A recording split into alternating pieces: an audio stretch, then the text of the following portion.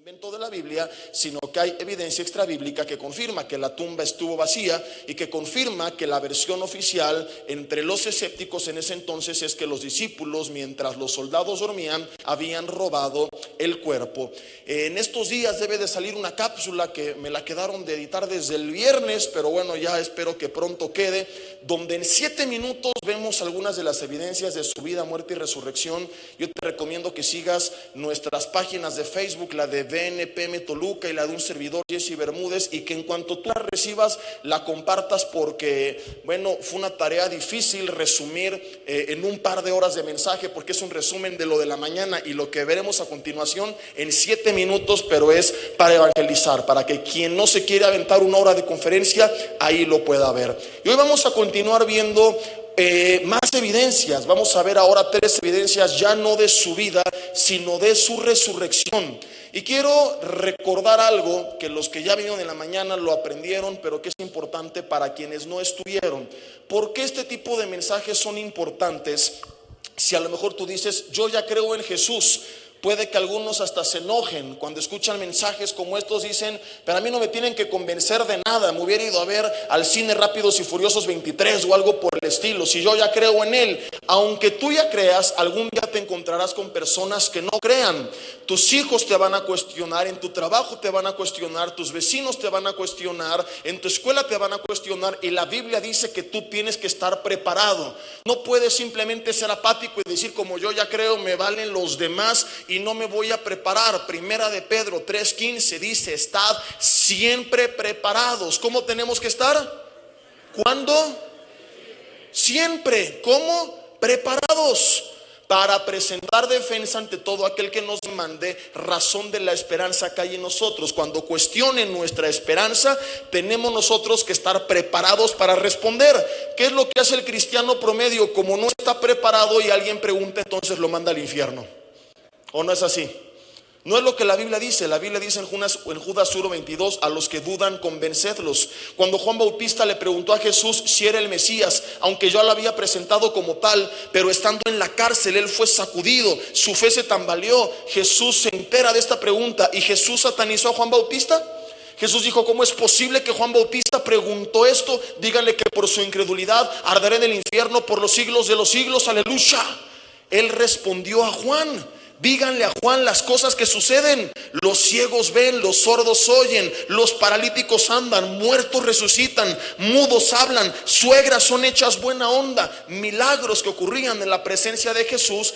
Y no es que esto hizo que Juan creyera, porque la fe es por el oír por la palabra. Las evidencias, los milagros, los mensajes como este no van a hacer que la gente crea, pero tienen 2 funciones. En los que ya creemos como nosotros, tiene el propósito de afirmarnos en la fe cuando, como Juan, estamos siendo sacudidos al recordar todas las promesas y verdades de Dios. Y a los que no creen, no es que palabras, evidencias o milagros van a hacer que crean, pero ayudan a quitar el escombro en su corazón que está impidiendo que reciban la palabra. Yo utilizo una analogía. Tú quieres sembrar una semilla en un campo.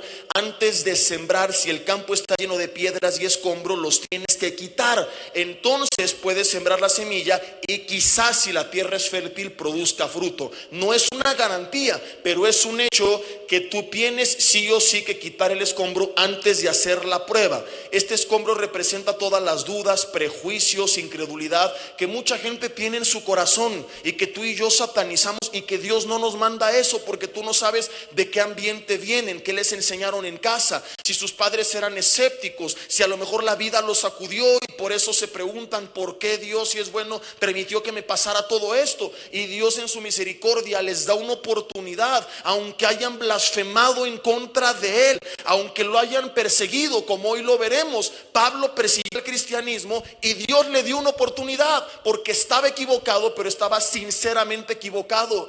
Y tú y yo no somos nadie para juzgar a los demás y decir, es un incrédulo porque mira lo que dice, y tú no sabes que hay en su corazón. Y por eso la Biblia nos dice, por amor a ellos, prepararnos, responder, quitar este escombro de su corazón, estas ideas, pensamientos, prejuicios, dureza. Y ya que ellos están equilibrados, ya que no hay una tendencia en contra de Dios, ya que se han quitado estas ideas o prejuicios, sembramos la palabra, y en muchos, no en todos, pero en algunos, esa palabra va a dar fruto. Es por eso que mensajes como estos son también importantes, y este es el propósito doble de esta enseñanza: prepararnos para ayudar a los demás, para defender nuestra fe y también afirmarnos en tiempos difíciles. Quiero compartir por esta razón hoy con ustedes un mensaje que he titulado El impacto de la resurrección. Vamos a ver el efecto que tuvo la resurrección de Jesús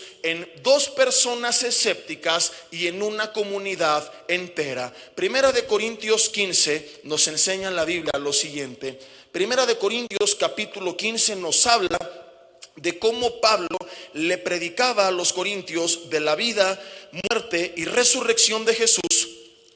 Pero en medio de esto hay algo sorprendente.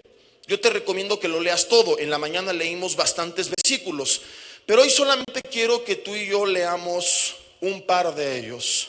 Dice el versículo 7, ya hablando de su resurrección, que después apareció a Jacobo, que él era hermano de Jesús, después a todos los apóstoles, y al último de todos, como un abortivo, me apareció a mí. Y antes de todo esto me brinqué el 6, que dice que apareció a más de 500 hermanos a la vez, de los cuales muchos viven aún y otros ya duermen. Pablo, si está mintiendo, se pudo haber metido en graves problemas al dar nombres de personas que habían visto a Jesús resucitado, y más al decir y a más de 500 testigos a la vez. Porque la historia en ese entonces se construía a través de los testimonios presenciales de los testigos. Cuando algún testigo retenía una historia hasta la muerte de los demás testigos, era rechazada en automático por ser demasiado sospechosa. ¿Por qué no la contó antes? Por eso es que Pablo dice a más de 500 hermanos a la vez. ¿No me crees? ¿Lo quieres comprobar? Muy bien, muchos aún viven. Si Pablo está mintiendo y le dicen quiénes son, ahí se terminó la historia de Pablo. Pablo hubiera fracasado. Sin embargo, no fue así. Su palabra fue llevada prácticamente a todo el mundo entonces conocido. Dios lo utilizó en 3 viajes misioneros, en un montón de lugares con poder. Lo persiguieron, intentaron matar y nunca lograron detener su ministerio. Si Pablo fuera un mentiroso, Pablo no habría sido aceptado por toda esta comunidad. ¿Me estoy explicando? Nunca fue reconocido o desenmascarado como un mentiroso. Ahora, hay evidencias que puedan demostrar que estas palabras son verdaderas, que él se encontró con Jesús resucitado, que Jacobo se encontró con Jesús resucitado y que más de 500 personas vieron a Jesús resucitado. Por supuesto que sí. Y hoy vamos a hablar una por una de estas verdades históricas. Yo no te vengo a presentar el tipo de evidencia que tú quisieras. No te puedo enseñar, mira, te voy a pasar una foto que me llegó por WhatsApp de Pablo viendo a Jesús resucitado. Jesús en un video apareciéndose a más de 500 testigos a la vez. Pero utilizaremos las evidencias que tenemos en las manos, que para muchos históricamente, y siendo un poco honestos y utilizando la razón, pueden ser suficientes si somos honestos en nuestro corazón, como lo fue Pablo. Y comenzamos con el autor precisamente de este pasaje. Pablo es el autor de 16 de las 33 cartas y evangelios y libros del Nuevo Testamento. Es decir, el Nuevo Testamento en total tiene 33 documentos, de los cuales Pablo ha escrito 16, y algunos creen que también él escribe la carta a los hebreos, y serían entonces 17. Sin contar esa, son únicamente 16. Lo que hoy vamos a aprender es que si Jesús no hubiera resucitado, ni Pablo, ni Jacobo, ni estos hombres hubieran cambiado como demostraremos que ellos cambiaron.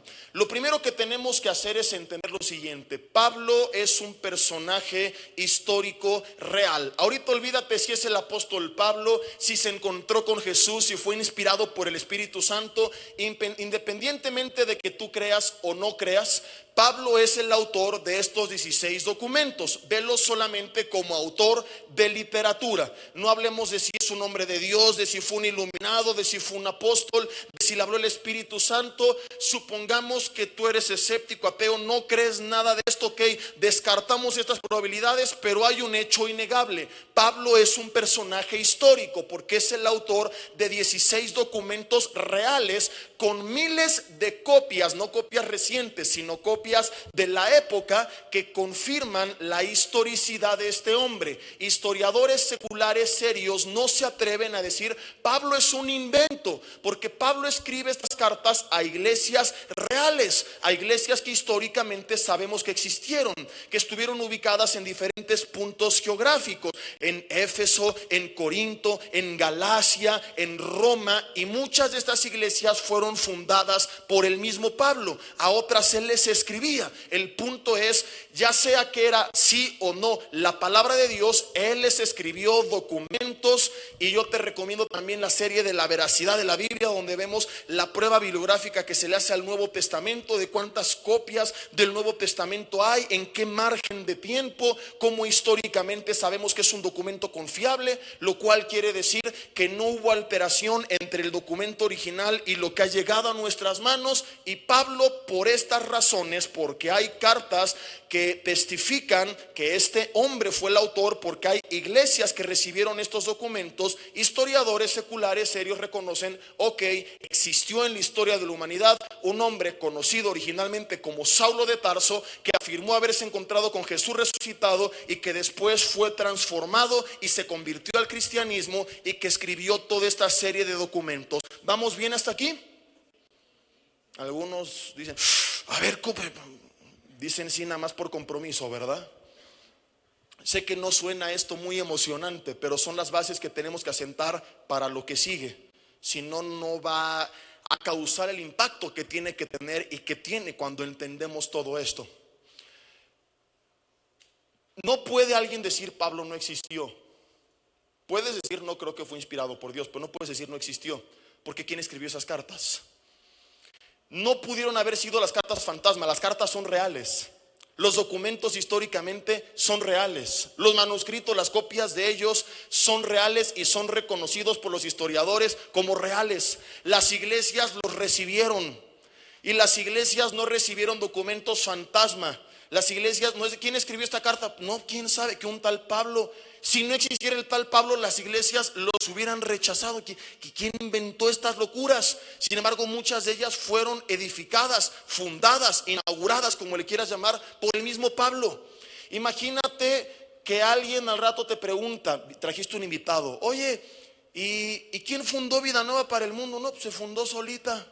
Oye, pero yo he escuchado que el presidente y fundador es el doctor Armando Alducin. No, él no existe. Oye, pero yo he visto prédicas de él en internet. No, es un holograma ahí que se apareció. Tú puedes intentar desacreditarlo diciendo lo que él dice no es cierto, pero no puedes intentar desacreditarlo diciendo no existe cuando la gente lo ha visto, lo ha leído, lo ha escuchado. Este es el caso de Pablo. Tú puedes intentar desacreditarlo diciendo no fue inspirado por Dios, pero no diciendo no existe, porque las iglesias lo leyeron, las iglesias lo vieron, las iglesias lo escucharon. No pudo haber sido un autor fantasma. Ahora, ¿qué tiene que ver esto con la resurrección? Tiene que ver más de lo que tú imaginas. Cuando tú y yo estudiamos la vida de Pablo, nos vamos a dar cuenta que este personaje que ya demostramos que es un personaje histórico, jamás se hubiera convertido a Cristo si no se hubiera encontrado con él resucitado. En alguna ocasión, Lucas, autor del libro de los Hechos, narra el testimonio de Pablo, y Hechos capítulo 26 versículo 1, nos cuenta lo que Pablo habló de su propia boca, y que luego Lucas se entera y él escribe, y que coincide con lo que Pablo de su propia mano escribe en Gálatas 1 del 11 al 24, cuando él cuenta cómo era su vida antes de Cristo. Hechos capítulo 26. Fíjate todos los detalles tan interesantes en este pasaje. En este contexto te quiero contar, Pablo fue llevado a juicio. Un grupo de judíos estaban enojados con él porque lo que enseñaba iba en contra de su ley. Lo querían matar.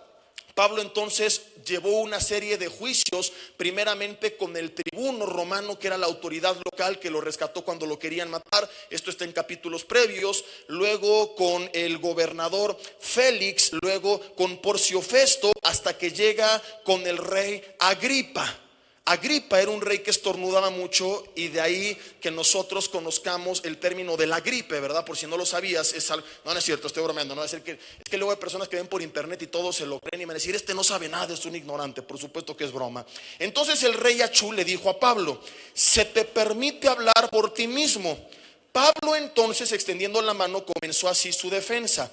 Fíjate los detalles que tiene la Biblia y que no tienen otros libros. La Biblia habla de nombres, lugares, fechas. Aquí no dice y fue con un rey, dice fue con el rey Agripa. Si Pablo nunca fue con el rey Agripa, la historia lo desmiente. Queda esta versión como un invento de un grupo de farsantes que no hubiera trascendido.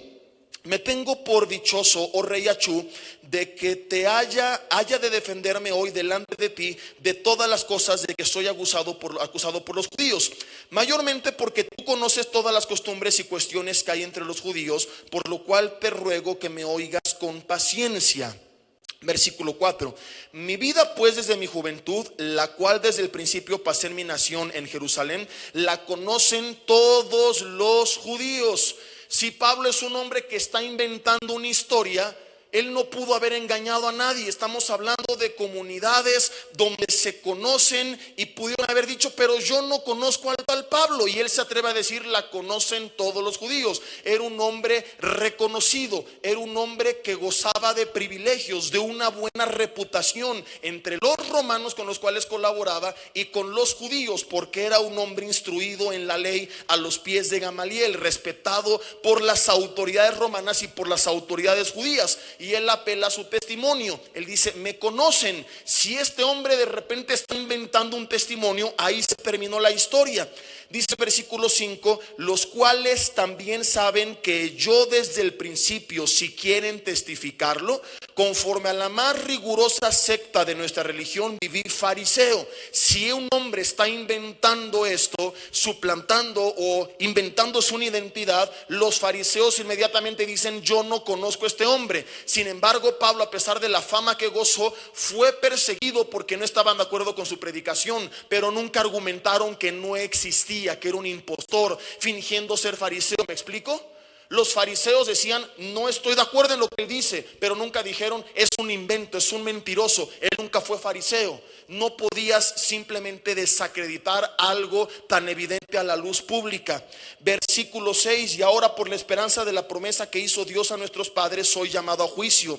Promesa cuyo cumplimiento espera que han de alcanzar nuestras 12 tribus, sirviendo constantemente a Dios de día y de noche. Por esta esperanza, oh rey Agripa, soy acusado por los judíos, que se juzga entre vosotros, cosa increíble, que Dios resucite a los muertos. Yo ciertamente había creído mi deber hacer muchas cosas contra el nombre de Jesús de Nazaret, lo cual también hice en Jerusalén. Yo encerré en cárceles a muchos de los santos, habiendo recibido poderes de los principales sacerdotes.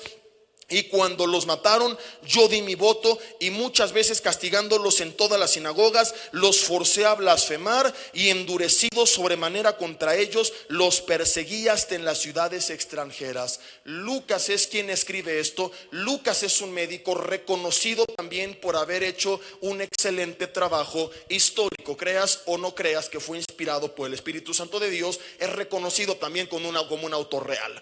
Pero no solamente es Lucas quien habla esto. Pablo mismo, en la carta que escribe a los Gálatas, capítulo 1, del 11 al 24, solamente anótalo como referencia. Él testifica cómo perseguía, encarcelaba y a veces incluso mataba a los primeros cristianos por causa de su predicación.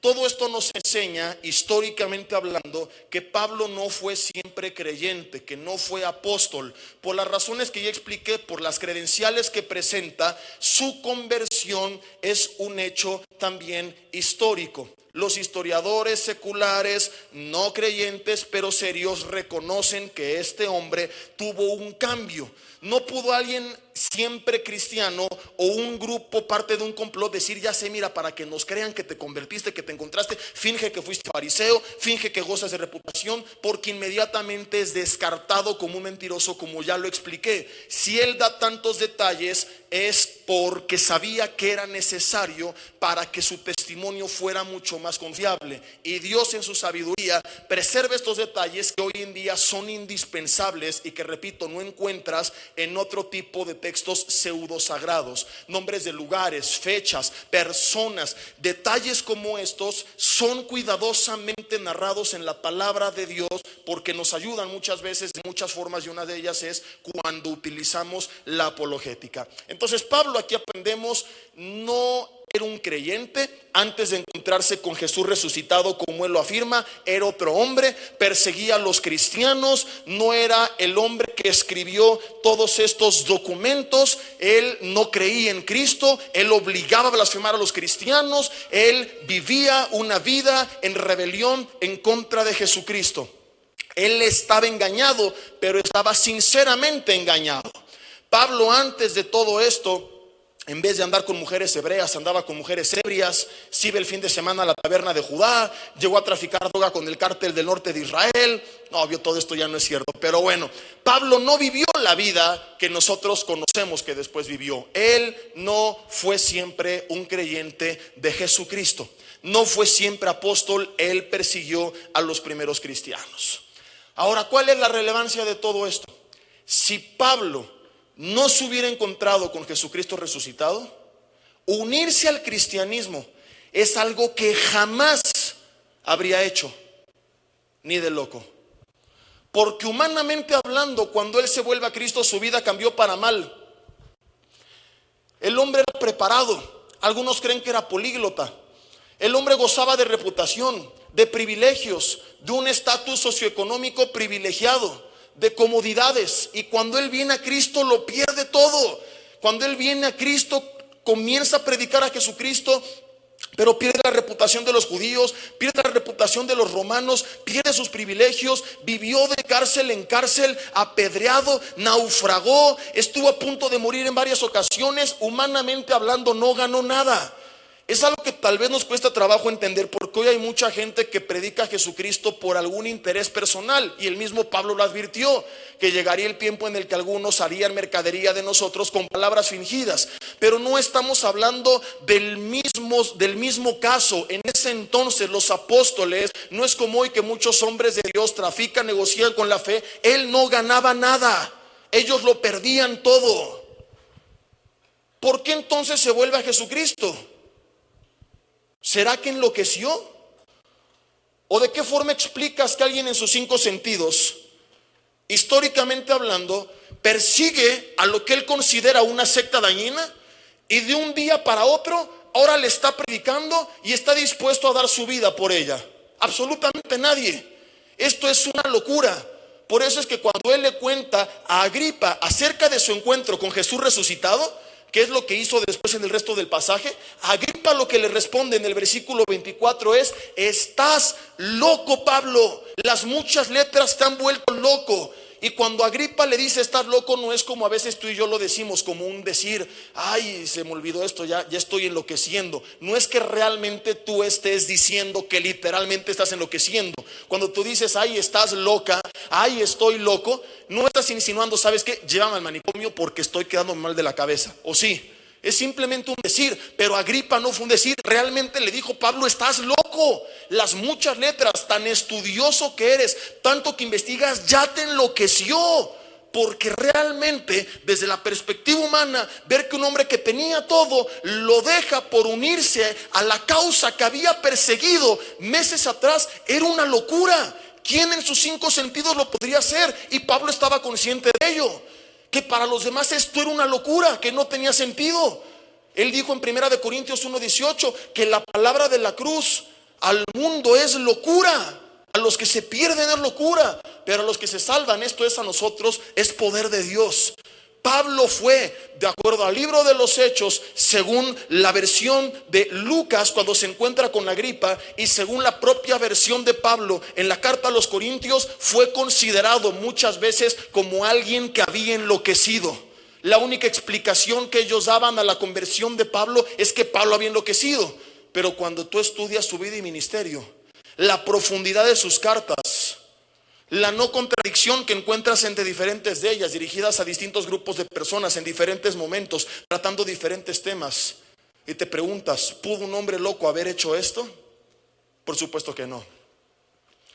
Ahora, si Pablo cambió tan radicalmente su vida, y la versión de que lo hizo para obtener algún beneficio personal no cabe porque no lo obtuvo, y la versión de que había enloquecido tampoco es válida porque un loco no pudo haber llevado a cabo su obra y ministerio, ni viajado por todo el mundo, ni predicar la palabra como él lo hizo. Solamente nos queda una explicación para entender por qué esta transformación histórica en Saulo de Tarso, que se convierte en el apóstol Pablo. Y la explicación que yo creo, y la explicación que es la más razonable, si tú tan solamente abres un poco tu mente a creer que hay un Dios creador de todas las cosas, si tú entiendes que es probable entonces lo sobrenatural, que hay un Dios que tiene control sobre la vida y sobre la muerte, entonces la única explicación que cabe es que su testimonio es verídico. Que Pablo, como dijo a los Corintios, en realidad se encontró con Jesús resucitado a los 3 días de entre los muertos. Bueno, Pablo no fue a los 3 días, sino tiempo después. Jacobo, más de los 500, sí fue. Pero tiempo después él dice, y al último, como un abortivo, me apareció a mí. Alguien podría decir, no estoy de acuerdo, entonces explícame cómo es que este hombre tuvo esta transformación histórica. Porque muchas veces Pablo escuchó. Porque alguien puede decir, hay mucha gente que cree. Pero es que no es el caso de Pablo. Todas las veces que le predicaron, él mató a los que le predicaban, los persiguió. De hecho, imagínate su sorpresa en el cielo cuando de repente se encuentran con Pablo. Señor, te equivocaste, es el que me mató. Pero ¿qué crees? Que me presentó el resucitado, me entregó su vida y se convirtió en un gran siervo mío. Familiares de Pablo la habían convertido antes de su conversión. Personas que él asesinaba la habían predicado y no había creído. ¿Qué pudo haber producido este cambio en este hombre? Que él, como le dijo a los Corintios, se encontró con Jesús resucitado. Querida familia, la vida, muerte y resurrección de Jesucristo no son leyendas, no es un mito. Lo creemos porque la Biblia lo dice, pero además de que la Biblia lo dice, hay evidencias extrabíblicas. Y en primer lugar, la conversión histórica de Saulo de Tarso al cristianismo es otra de las evidencias de que Jesús hace 2000 años venció a la muerte y al pecado.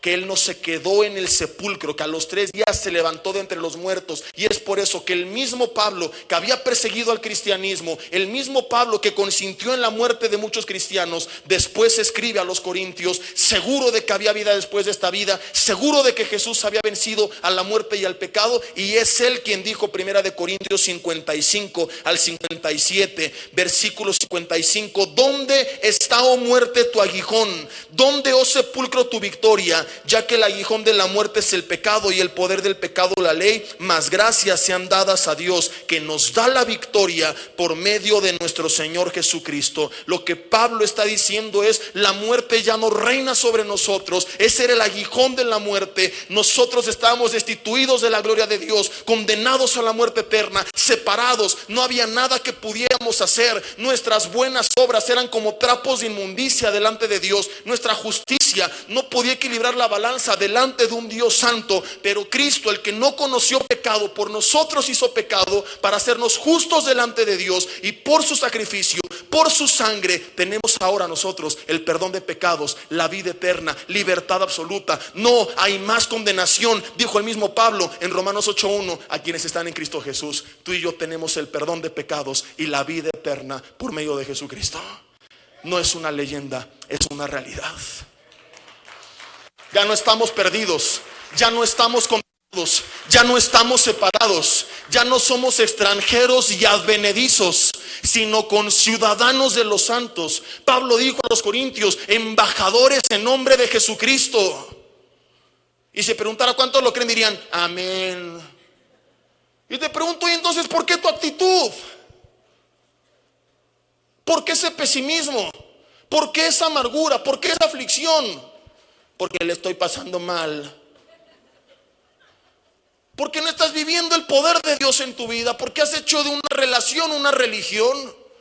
Porque Jesús no nos dejó solos, déjame decirte, antes de partir dijo: no los voy a dejar huérfanos, vendré a vosotros, oraré al Padre y les enviará otro consolador, el Espíritu Santo de verdad. Y consolador, que es la palabra paracleto, significa el que está al lado de alguien para ayudarle, y Él sigue estando con nosotros. Pero no le tomamos en cuenta, pues por eso estamos así. Pero cuando nosotros creemos estas realidades, nuestras vidas son transformadas. Por eso es que a Pablo le decían, y a Pedro le decían, y a todos estos hombres, todos los apóstoles, según la historia secular, fueron martirizados por su fe en Jesucristo. Porque ellos, cuando les decían: niégalo, te matamos, decían: tú matarme, tú no me puedes matar, porque yo conozco al que venció a la muerte y me la ha prometido a mí también. Porque antes de resucitar, ese hombre dijo: yo soy la resurrección y la vida, y todo aquel que cree en mí, aunque esté muerto, vivirá. Córtame la cabeza, méteme a la cárcel, mátame a pedradas, en cuanto termines conmigo, voy a la presencia de Dios, y mi vida no termina. Lo mejor apenas está por venir, la vida eterna. Esto fue lo que hizo de la iglesia primitiva una iglesia apasionada, y no la bola de cobardes que ahora somos. Digan conmigo: ouch. Díganle al de al lado: es para ti y para mí. Ay, me corrieron por ser cristiano. ¿Cuánto sufro por causa del evangelio? Me dejaron de hablar mis amigos, se rieron de mí, me dicen el aleluyo. Ay, pobrecito, no te vayas a morir. Cuánto sufrimiento, porque no nos hemos encontrado con Él, porque tenemos una religión pero no una relación, porque no vivimos en su presencia, porque hemos hecho del cristianismo el venir el domingo a la iglesia, y eso es parte del cristianismo, pero ese no es el cristianismo. Ser cristiano no es venir a la iglesia. Ser cristiano es entender que nosotros somos la iglesia y salir a ser la luz del mundo, la sal de la tierra, a transformar. Esto decían de los cristianos en el libro de los Hechos: estos que trastornan al mundo entero. Y Dios está esperando que nos encontremos con Él y que salgamos a hacer una revolución. Pero no va a ocurrir si no nos encontramos primeramente cara a cara con Él, si no estamos convencidos de quiénes somos en Cristo. Que es un embajador, es un representante. Y el representante siempre tiene que vestir, hablar, comportarse, dirigirse de acuerdo al nivel del gobierno que está representando. Y tú y yo no representamos España, no representamos a México, no representamos ni siquiera un continente, representamos al reino de los cielos. Somos embajadores en nombre del Rey de Reyes y Señor de Señores. Y cuando tú lo crees, tiene que darte una seguridad en tu vida, y tiene que dar gozo a tu vida aún en los tiempos más oscuros. Imagínate que el representante, el embajador de España en México, de repente en un vuelo, él tiene que por emergencia aterrizar en San Juan de las Tunas, el Chico, y esperarse ahí en lo que arreglan el avión durante 3 días. ¿Se sentiría frustrado porque está en ese lugar tan terrible 3 días? Diría: bueno, está incómodo, pero yo sé que aquí no pertenezco. En 3 días el avión se arregla y yo voy a donde pertenezco. Y vuelvo a recuperar mi poder, mi lugar, mi posición, mi comodidad, riquezas, etcétera, etcétera, etcétera, etcétera. ¿Por qué tanta gente está tan afligida? Porque piensa que pertenece a esta vida nada más. No hemos entendido que aun cuando esta vida fuera complicada, es solamente una estancia en nuestro San Juan de las Tunas, el Chico. Que tarde o temprano Dios nos va a rescatar de este mundo, y que nosotros pertenecemos al reino de los cielos. Que ahí está nuestra herencia. Cuando tú entiendes esto, comprendes que somos multimillonarios, literalmente, no simbólicamente, no alegóricamente. Lo que pasa es que te has estado midiendo o comparando con el tipo de cambio equivocado. Si yo te pregunto, ¿quién tiene más dinero? ¿Una persona que en el banco tiene 50,000 pesos o yo que en el banco tengo $10,000? Dirías: pues por supuesto que tú. ¿Por qué si él tiene 50 y yo 10? Porque $10,000 alcanza para más que 50,000 pesos. O sea que cuando se trata de medir lo que alguien tiene, no solamente es importante ver las cifras, sino el tipo de cambio. Y este es el problema de muchos cristianos: se sienten menos, viven así porque se han estado comparando con el tipo de cambio equivocado. Te estás midiendo en pesos y siempre habrá quien tenga más pesos que tú, pero nuestra moneda no son los pesos. Jesús no nos compró con 1,000,000 de pesos. La Biblia dice, fuimos comprados a precio de sangre. Esa es nuestra moneda, ese es nuestro tipo de cambio. Y si yo te pregunto, ¿para cuánto alcanza la fortuna de Carlos Slim? Podrías darme muchas respuestas de lo que tú puedes comprar, pero no olvides anotar cuánto va a durar. Y ahora respóndeme, ¿para cuánto alcanza la sangre de Jesucristo? Millonarios como Steve Jobs hubieran dado toda su fortuna para vivir 6 meses más. Nosotros no tenemos acceso a 6 meses más. Tenemos acceso a la vida eterna por la sangre de Cristo derramada en la cruz del Calvario, sin pagar un peso, porque Él lo hizo todo por ti y por mí. Él pagó el precio. Deja de compararte con el tipo de cambio inadecuado y entiende que fuiste comprado a precio de sangre, que su muerte no es un invento para manipularte, que su muerte no es una leyenda, es un hecho histórico, y su resurrección también lo es. Segundo ejemplo o evidencia del día de hoy, y muchas más si contamos las de la mañana. Jacobo. Los evangelios dicen que él estaba avergonzado de quien decía ser su hermano. Si tú quieres leer en casa, Juan 7 del 3 al 5 dice que ni siquiera sus hermanos creían en él. Por eso Jesús dijo, no hay profeta sin honra, sino en su propia tierra y en su casa. Porque fue en su casa donde no creyeron en él, y en Nazaret, donde tampoco, hace poco lo vimos en el segundo y primer servicio, creyeron en él y no hizo allí muchos milagros. Mateo 13:58, por su incredulidad. Jacobo, según la Biblia, no creía en Jesucristo, en su propio hermano. Ahora pon mucha atención, al igual que Pablo, primero tengo que explicar bien la situación para ir después a la evidencia. En el judaísmo antiguo, el hecho de que la familia de un rabino o maestro, que es lo que era Jesús, considerado un maestro de la ley, no lo reconociera, era una vergüenza pública para ese maestro. De modo que si esto no fuera un evento histórico, los apóstoles, en este caso Juan, suponiendo que un grupo de personas se reunieron para hacer un complot y manipular la historia de la humanidad, inventando que Jesús resucitó o existió, lo que tú quieras, eventos como estos son eventos que en su vida ni de locos hubieran escrito, porque no le ayudaban a la historia, sino que la desacreditaban. Y es otra diferencia entre la Biblia y otros textos supuestamente sagrados, que ellos siempre idealizan las historias y a los personajes que las representan. La Biblia es honesta cuando narra sus pecados, caídas, y en este caso cuando menciona lo que se conoce como datos duros. ¿Qué son los datos duros? Son pasajes del Nuevo Testamento muy polémicos, porque no hablan a favor de Jesucristo, sino en contra de él. Datos que en caso de estar inventando algo, los autores hubieran omitido, como cuando él dijo en Mateo 24, el día y la hora nadie la sabe sino solo mi Padre que está en los cielos. Si quieres inventar un Jesús que todo lo sabe, no escribes eso. Si quieres inventar un Jesús grandioso, no escribes que su familia se avergüenza de él, porque en el judaísmo antiguo esto lo desacreditaba delante de la comunidad. De modo que si escribieron estos eventos es porque, aunque no les conviniera, eran la verdad y tenían que escribirla. ¿Me explico hasta este punto? Ahora, ¿qué es lo que sigue a continuación? Su familia se avergonzaba de él y es una realidad. Sin embargo, después su familia terminó convirtiéndose. Su familia termina creyendo en él y dando su vida por él. Resulta que este Jacobo Santiago, luego en el libro de los Hechos, lo ves dirigiendo el primer concilio en la iglesia en Jerusalén. Luego ves que este hombre es el autor de la epístola de Santiago, es exactamente el mismo Santiago. Y luego ves que este hombre, según Flavio Josefo, termina siendo martirizado por su fe en su hermano. No es la Biblia la que lo narra. Flavio Josefo, un historiador no cristiano, dijo lo siguiente: Jacobo, el hermano de Jesús, que fue líder de la iglesia en Jerusalén, fue apedreado por su creencia en su hermano. Entonces tenemos en primer lugar que la incredulidad de Jacobo era algo real, que si no hubiera sido así, los discípulos no lo escriben. Supón que tú quieres engañar a alguien, eres un defraudador y quieres pedirle que te dé dinero porque te lo quieres transar. Tú ocultarías la verdad. No le dirías una verdad que no te conviene. No le dirías, mira, no te preocupes, solamente me transo a 8 de cada 10, dame tu dinero.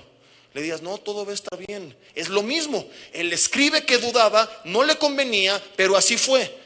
Y tiempo después este hombre es líder, predica, es respetado, es una autoridad, y llega a tal grado su fe que, según Flavio Josefo, un historiador secular, termina siendo apedreado por su creencia en su hermano. Y la misma pregunta que con Pablo te hago yo: ¿qué provocó este cambio en sus creencias? ¿Qué provocó este cambio? ¿Qué pudo hacer que él y una gran comunidad y todos los apóstoles dieran su vida por Jesucristo? Supongamos que era un gran negocio para ellos en la época, lo cual era, lo perdían todo. De repente un día te amenazan de muerte y puedes salvar tu vida negando a Jesucristo. Y tú sabes que Jesús no resucitó, porque tú inventaste que resucitó. Tú inventaste que te encontraste con Él. ¿Qué es lo más lógico que cualquier ser humano haría? Decir, está bien, es una mentira. ¿Por qué no lo hicieron? ¿Por qué preferían perder la vida? ¿Por qué prefirieron ser apedreados, ser crucificados, ser martirizados antes que negar a Jesucristo? Sé que hay algunos que pueden decir, bueno, Jesse, esto no es nada nuevo. Hoy mucha gente daría su vida por Jesucristo, mucha gente la da. Sí, da su vida por un mensaje que recibió, pero ellos no recibieron un mensaje, ellos escribieron el mensaje. Alguien podría argumentar, los musulmanes también dan su vida por Alá. Sí, por un mensaje que supuestamente Mahoma recibió de Alá. Pero como explicaba en la mañana, hay una gran diferencia entre Jacobo, los mártires de la iglesia, y cualquier mártir en toda la historia de la humanidad que tú puedas mencionar. Y es que todos los mártires en la historia de la humanidad dieron su vida por mentiras que ellos creían que eran verdades, como el caso de los musulmanes, por mensajes que recibieron y que ellos creyeron. El caso de los apóstoles es distinto, porque a ellos no les transmitieron un mensaje, ellos escribieron el mensaje.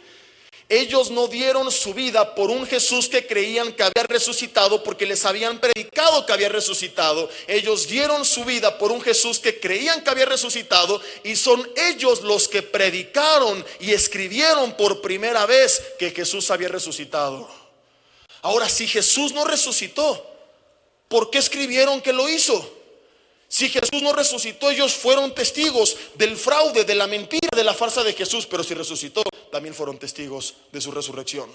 ¿Cómo explicas que un grupo de personas, no solamente creyentes como lo vimos en la mañana, sino que ahora se añade ese grupo, escépticos, lo cual hace más grande el conflicto para el escéptico, para el incrédulo?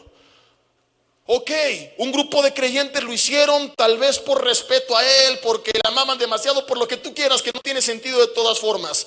Pero ahora le añades incrédulos como Pablo, como Jacobo, porque aquellos que ni siquiera lo respetaban, que no creían, terminan dando su vida por él. No solamente convirtiéndose sin ganar nada, sino ahora que dan su vida por él. ¿Quién en sus 5 sentidos lo haría? ¿Quién daría su vida por una mentira que sabes que es mentira y que además días atrás aborrecías y perseguías? ¿Tiene algo de sentido esto? Lo único que aquí tiene sentido es creer lo que Pablo dijo a los corintios. Si todos estos hombres dieron su vida por él, si Pablo lo hizo, si los apóstoles lo hicieron, si Jacobo lo hizo, si se convirtió y luego fue martirizado por su creencia en su hermano, es porque su hermano se le apareció vivo a los 3 días de entre los muertos. Es porque, como Pablo dijo a los corintios, él le vio cara a cara resucitado. Y esto no es una leyenda, es una verdad histórica. ¿No lo crees? Dime cuál es tu explicación. No hay ninguna explicación.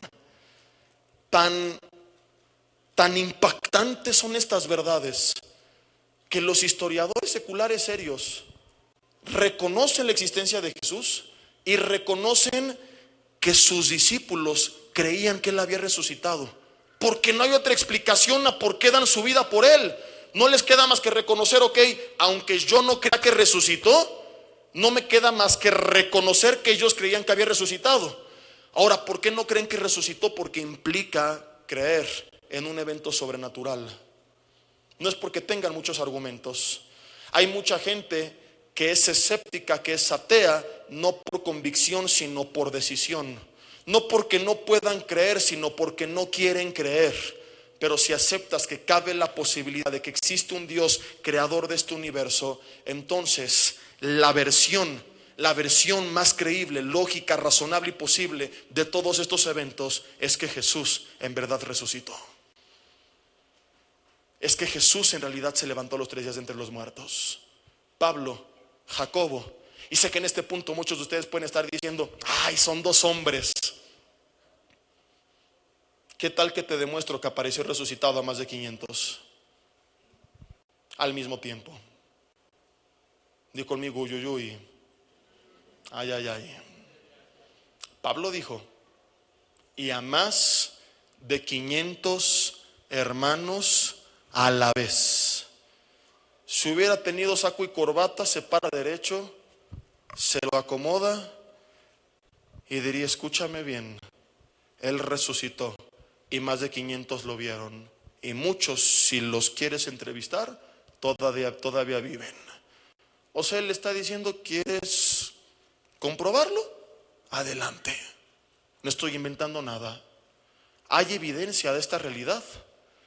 ¿O se voló Pablo la barda? ¿Lo podemos comprobar o me estoy volando la barda al decirte que es algo comprobable? Sí hay evidencia de esta realidad. Una comunidad entera transformada semanas después de la resurrección. Pon muchísima atención, que es el tercer y último punto. Ubiquemos el contexto y tengo que darte algunos datos un poco aburridos, pero son importantísimos para comprender esta verdad. En tiempos de Jesús, ¿cuál es el contexto de los judíos? Vienen de haber sido perseguidos durante más de 700 años por los babilonios, por los persas, por los asirios, por los griegos, por los romanos, llevándoles una y otra vez a la dispersión y al cautiverio en cada una de esas naciones o imperios. Lo sorprendente de esto es que a pesar de todo ello, todavía vemos hoy en día judíos por todo el mundo. Pero no solamente vemos judíos, sino que vemos que los judíos de hoy son los judíos hace 2000 años. Porque por supuesto que existen hoy todavía los griegos, pero no conservan las costumbres y creencias de los griegos de hace 2000 años. Si tú vas a Grecia, no vas a ver que adoren a Zeus. Los judíos conservan su idioma, tradiciones, costumbres, fiestas, creencias, todo lo que hace que un judío sea judío. En cambio, no vemos descendientes de otras comunidades de la antigüedad que convivieron o coexistieron con los judíos en tiempos antiguos, como los hititas, los fereceos, los amonitas, los asirios, los persas, los babilonios, los griegos como eran los griegos, los romanos como eran los romanos. Aquí el punto es: ¿qué marcó la diferencia entre una civilización y todas los demás? ¿Por qué los judíos siguen existiendo, conservando su identidad nacional? ¿Y por qué las demás naciones, cuando fueron llevadas cautivas, se asimilaron a otros imperios y perdieron su identidad nacional? Porque los judíos eran sumamente estrictos y cuidadosos en transmitir sus creencias a las siguientes generaciones. Déjame explicártelo. Lo que hacía un judío, es decir, las estructuras sociales que conformaban su identidad, era algo que ellos transmitían con rigor a las siguientes generaciones, pues creían que Dios se los había encomendado, que dejar de transmitir estas verdades era permitir que su identidad se perdiera en otras culturas y entonces su descendencia se iría al infierno para siempre. Es lo que ellos creían. Por eso es que eran tan estrictos y transmitían sus creencias a través de tradiciones, de fiestas, cada semana, costumbres en las sinagogas, rituales. Ellos de muchas formas reformaban todo lo que creían y que hacía que los judíos fueran judíos, para que no importando quién los llevara cautivos, donde quiera que estuvieran, ellos siempre conservaran su identidad nacional. Tan estrictos son que en el 70 después de Cristo, son dispersados por todo el mundo, y en 1948, casi después de 2000 años, regresan a su tierra,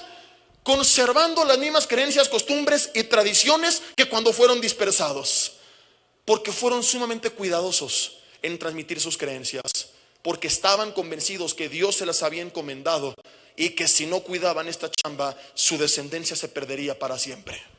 Tomen en cuenta esto: ningún imperio que los llevó cautivos logró arrebatarles su identidad nacional. En este escenario aparece un carpintero de Nazaret. Enseña la palabra durante 3 años. Viene de una región de clase baja, gana algunos seguidores de clase baja y unos cuantos de clase alta. Se mete en problemas con las autoridades y termina siendo crucificado, pero no es nada maravilloso. Otros 1000 judíos en ese periodo también lo fueron. Hay una gran diferencia entre este carpintero y los demás judíos. 5 semanas después de su crucifixión, más de 10,000 judíos lo están siguiendo. Pero no solo eso, sino que están dispuestos a abandonar o alterar todas o algunas de las instituciones sociales que las habían enseñado desde su niñez, que habían preservado con gran rigor. 5 instituciones sociales que eran de suma importancia social y teológica y que conformaban su identidad nacional. ¿Qué fue lo que provocó este cambio tan grande en estos judíos? ¿Qué fue lo que los apasionó tanto, que los persiguió el sistema religioso judío, que antes creían y seguían y alababan, y el gobierno o el imperio romano, y no los pudieron detener, sino que salieron victoriosos contra todos los pronósticos esperados? ¿Cuáles son estas 5 instituciones que dejaron rápidamente? Número 1, el sistema expiatorio del Levítico. Ellos creían que para que sus pecados fueran expiados o cubiertos, tenían que ofrecer animales en sacrificio. Después de la muerte de Jesús, 5 semanas después, este grupo de miles de judíos ha abandonado este tipo de práctica, exponiéndose a que si están equivocados y Jesús no fue sacrificio suficiente por sus pecados como lo creían, entonces sus almas se pierden al infierno. ¿Te arriesgarías si no estás seguro? 2, el guardar la ley era algo que ellos habían vivido desde miles de años atrás y que además creían que les diferenciaba de las demás naciones. Ahora predican que guardarla no les hace diferentes y que no es necesario, que la justicia no es por medio de la ley, sino por medio de Jesucristo. 3, eran celosos guardianes del Shabbat. Todos los sábados, que era desde nuestro viernes a las 6 de la tarde hasta nuestro sábado a las 6 de la tarde, ellos descansaban. Hay personas que lo hacen al revés, ¿verdad? Trabajan un día y descansan 6 a la semana, pero bueno, ellos eran celosos guardianes del Shabbat y ahora ya enseñan que no es necesario. En 4 lugar, ellos presentan un concepto de Dios revolucionario. Ellos siempre se diferenciaron de las demás naciones por su monoteísmo. No lo abandonan, pero presentan un nuevo concepto que de haber escuchado semanas atrás habrían rechazado de herético y de blasfemo. Que un judío creyera en otro Dios era una calamidad, pero que un judío se volviera a Cristo era una tragedia. Porque cuando un padre de un judío escuchaba que su hijo ahora creía en otro Dios, decía: bueno, no estoy de acuerdo, pero al menos sigue creyendo en Jehová. Pero cuando alguien se convertía a Cristo, para ellos era una blasfemia en contra de Jehová, porque ahora predican que Jehová es el único Dios, pero que es uno junto con el Padre, el Hijo y el Espíritu Santo, lo cual para los judíos es como si les presentaras a un Jehová monstruo con 3 cabezas. Así lo ven ellos, no comprenden este concepto de la Trinidad. Y de repente empiezan a presentar este tipo de Dios, un tipo de Dios que si semanas atrás se los predican dirían: estás loco. 5, este grupo de hombres abandona el Shabbat, abandona la ley, abandona este concepto, no abandona sino que cambia este concepto de Dios y el sistema expiatorio, y además presenta a un Mesías diferente a lo que los demás esperaban. Presentan un Mesías que vino a pagar por nuestros pecados, cuando lo que habían esperado durante siglos era un Mesías poderoso, gobernante y tal vez político, que viniera con poder a rescatarlos, lo cual hará Jesús en su segunda venida. Ahora, ¿el Antiguo Testamento habla de 2 venidas? Claro que sí. Ahí en la serie de Jesucristo, la verdadera historia detrás del mito, hay varios mensajes bien interesantes. Entre ellos uno en el cual explicamos cómo sabemos que históricamente existió esta comunidad que empezó a predicar a temprana edad la resurrección. Mi pregunta es: ¿cómo explicas tú que un carpintero de Nazaret forjó en ellos el cambio que no logró ningún imperio en todos los tiempos. ¿Cómo le hizo un carpintero para transformar tan radicalmente un grupo de personas cuando ni siquiera imperios enteros lo lograron? Tal vez esto no suena para algunos a primera instancia muy impactante, porque vivimos en una sociedad y tiempos de creencias fluctuantes, donde de repente tú eres cristiano y perdiste el trabajo y eres ateo y lo recuperaste y ahora vas a parar de sufrir, y a la siguiente semana eres mormón y acabas siendo musulmán y luego vuelves a ser cristiano, y así es la gente, ¿verdad? Porque hoy está demostrado que basta que pasen 3 o 4 generaciones que emigren al extranjero, o sea, que la primera emigre al extranjero, para que se pierda por completo la identidad nacional. Lo puedes ver en nuestros compatriotas que se van a los Estados Unidos. Los que se van siguen comiendo tortilla y chilaquiles y frijoles, pero sus hijos comienzan a perder un poco la identidad.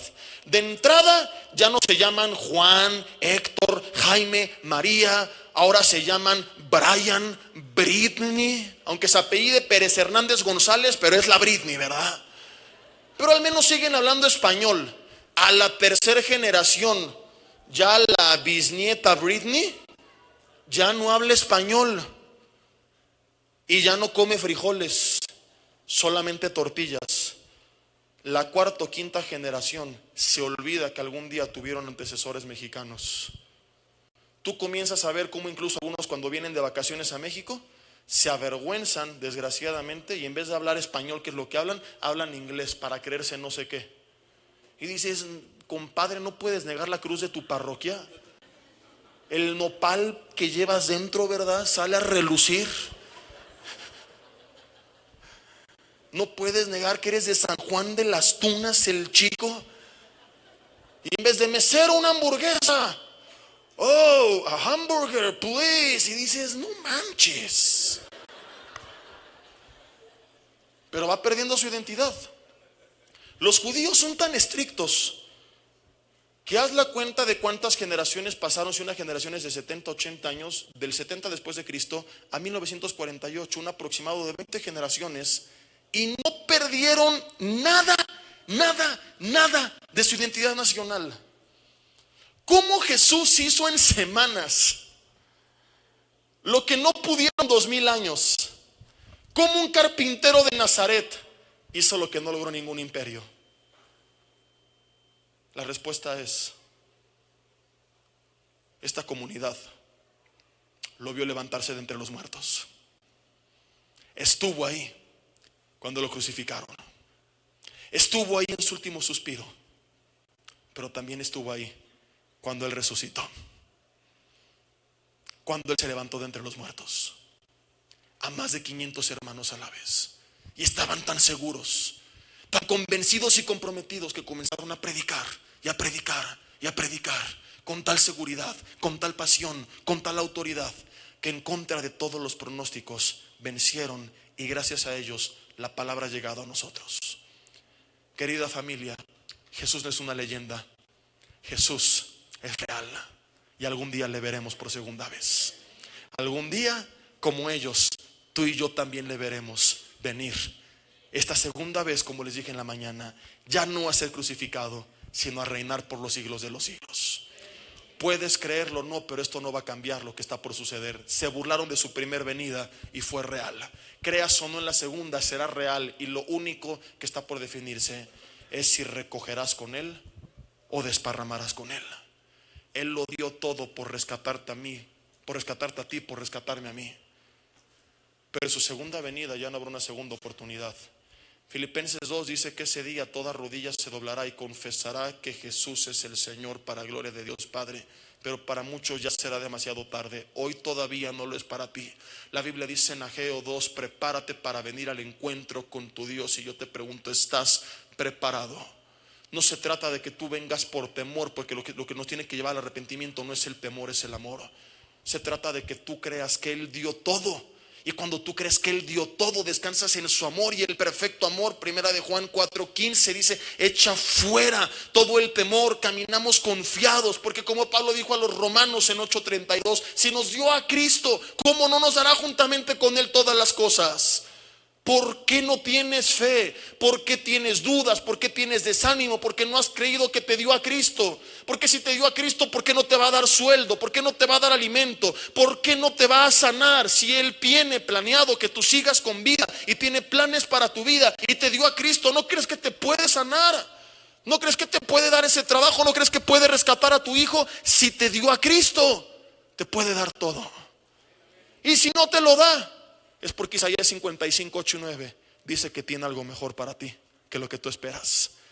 O sea que como hijos de Dios, de cualquier forma siempre salimos ganando, porque no servimos un Dios perverso que dice: te voy a pisar para divertirme un rato. No, sus planes para ti son de bien y no de mal, para darte el fin que esperas. Descansa en su amor, descansa en el cuidado que Él tiene de ti. Jesús dijo: ¿por qué se afanan hombres de poca fe? ¿No ve los pájaros que no trabajan ni hilan y vuestro Padre cuida de ellos? ¿Cuánto más no se va a encargar de ustedes? Descansa en Él, conócele a Él y confía en Él. Cierra tus ojos ahí en tu lugar y dile: Señor, te doy gracias por tu palabra en esta noche. Gracias porque tu vida, muerte y resurrección no son leyendas, son verdad. Dile: gracias por darme todo aun cuando no lo merecía. Señor, te pido perdón si no lo he valorado, si te he rechazado, si me he alejado de ti. Te pido en esta hora que me limpies con la sangre de Jesucristo, que me perdones, que vengas a reinar a mi vida. Señor, quiero descansar en ti, en tu amor. Dile con tus palabras: creo en tu vida, creo en tu muerte, creo en tu resurrección.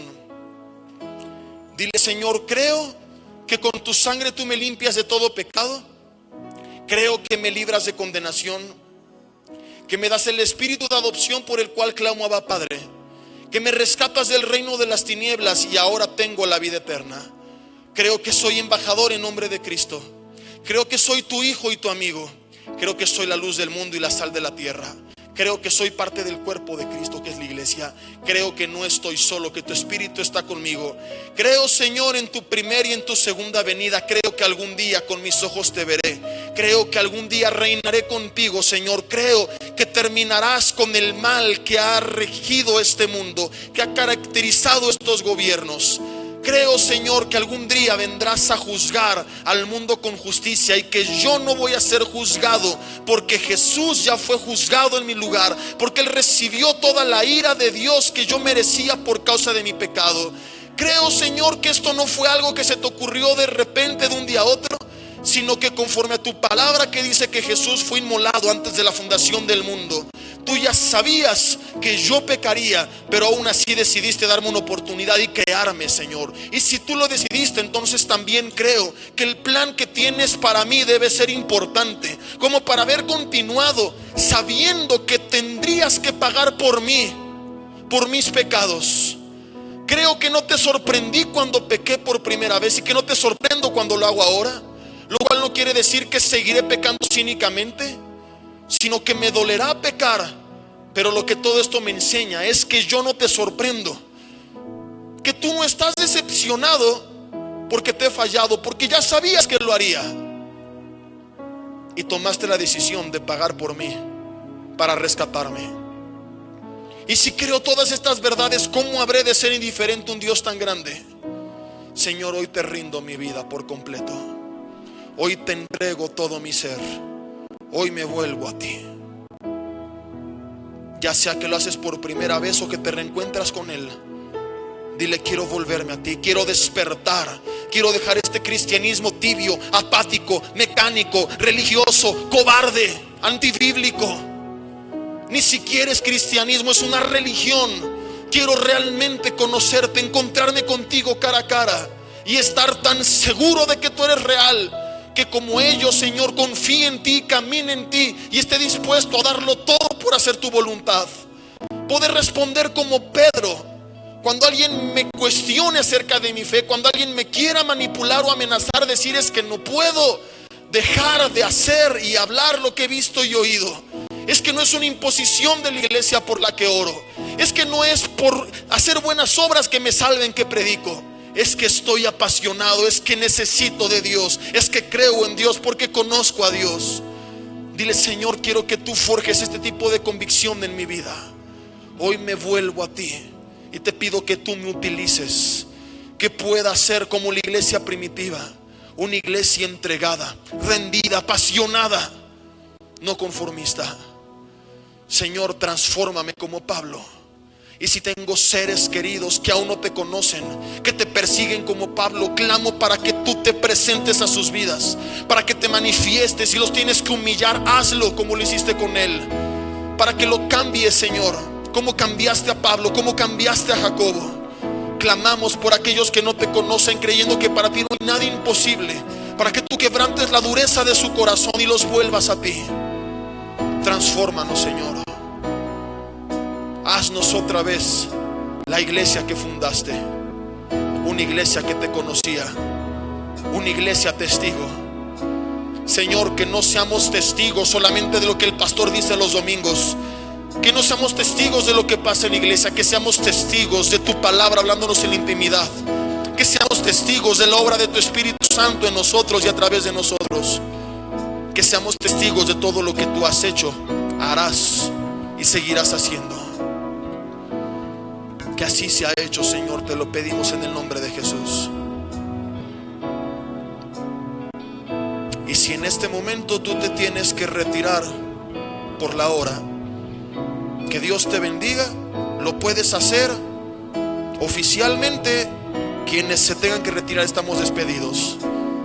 Pero si tienes en tu agenda 5 o 7 minutos más, te invito ahí en tu lugar a que terminemos con este canto, adorándolo a Él, a que te pongas de pie y con manos alzadas en señal de rendición le digas que crees en Él, en que la muerte ha sido vencida por su poder, y por medio de esa victoria que Él nos ha dado, después vamos a cantar y celebrar que toda cadena ha sido quebrada en el nombre de Jesús, que toda muralla de opresión ha sido derribada, que todo aquello que el enemigo ha construido a nuestro alrededor para cautivarnos es derribado en este momento, que toda cadena de esclavitud, de pecado, ya ha sido quebrantada en la cruz del Calvario. Alégrate y festeja, porque ya no hay más condenación, porque el acta de decretos fue clavada, porque ya no somos esclavos, porque somos libres por la obra de Jesús en la cruz del Calvario. Con tus palabras díselo, alza tu voz y convierte esta alabanza en una oración de fe.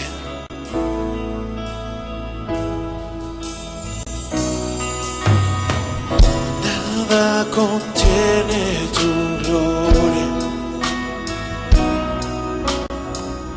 nada detiene tu amor.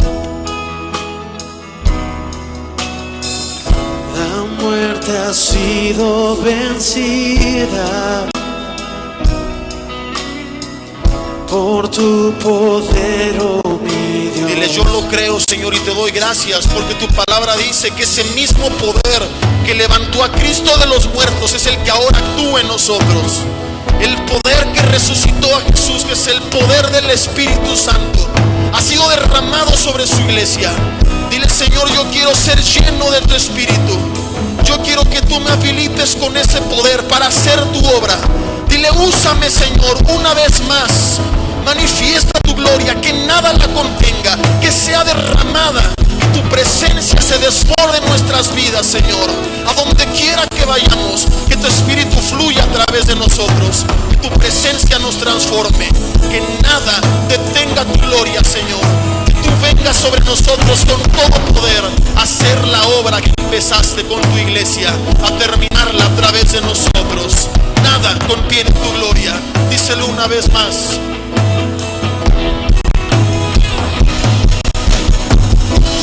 Nada contiene tu gloria, nada detiene tu amor. La muerte ha sido vencida por tu poder, oh mi Dios.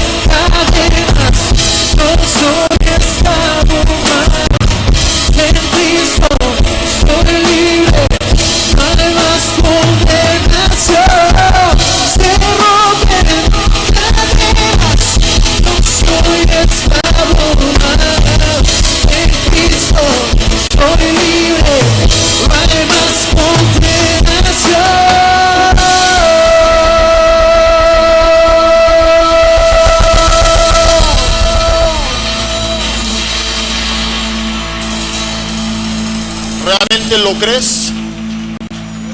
Pues vive de acuerdo a ello. Vive esa vida libre que Él te ha dado, sin condenación, con seguridad y con paz y con confianza en el amor de Dios, que aún sabiendo que íbamos a fallar, siguió adelante, porque Él sabe el plan que tiene para nuestras vidas, y sabe que vale tanto la pena que decidió dar su vida para rescatarnos y que ese plan fuera ejecutado. Así que no permitas que nada ni nadie arrebate ese plan que Él tiene para ti. Querida familia, les recuerdo que el tema de hoy está disponible en la mesa de materiales, allá atrás está grabándose en vivo, y el del primer servicio y segundo servicio, Jesucristo, evidencias de su vida, muerte y resurrección. Yo les recomiendo mucho que ustedes aprovechen la próxima semana, en el que la gente está con todo este rollo de la Semana Santa, que algunos celebran, otros no, pero es una excelente oportunidad para compartir la palabra. ¿Por qué? Porque es en lo que están pensando, lo que están viendo, lo que hay en la televisión, y hacen muchas cosas malas, como esas peregrinaciones y procesiones, y el Cristo de Iztapalapa, que es una vergüenza. Pero bueno, en vez de enojarnos y encerrarnos, aprovechemos, seamos inteligentes y compartamos la palabra. Yo te doy permiso que si quieres quemar los discos y regalar muchos, lo hagas. No va a ser piratería, porque estoy dándote mi autorización, ¿verdad? No creo que el Señor se enoje. No creo que alguien llegue al cielo y Dios le diga: no, tú recibiste a Cristo con un CD pirata, no original, así que tu salvación es pirata. No, que la palabra sea predicada. Si tienes Facebook, comparte las conferencias, busca la cápsula en los siguientes días y compártela. Comparte este CD al de la gasolinera, al de la tiendita, a donde quiera que vayamos. Aprovechemos, ¿verdad?, para compartir la palabra de Dios. Si vienes por primera vez, en la salida nuestros hermanos con el gafete de Decanes te quieren regalar un folleto donde viene una porción de la palabra de Dios del Nuevo Testamento y algunos consejos de cómo leer la Biblia y cómo orar, si tú después de este día has decidido tener una relación con Él y quieres acercarte más. Solamente pide que te lo regalen sin ningún compromiso, que queremos bendecir tu vida. Y bueno, pues estamos despedidos, nos vemos en la semana en los estudios. Que Dios...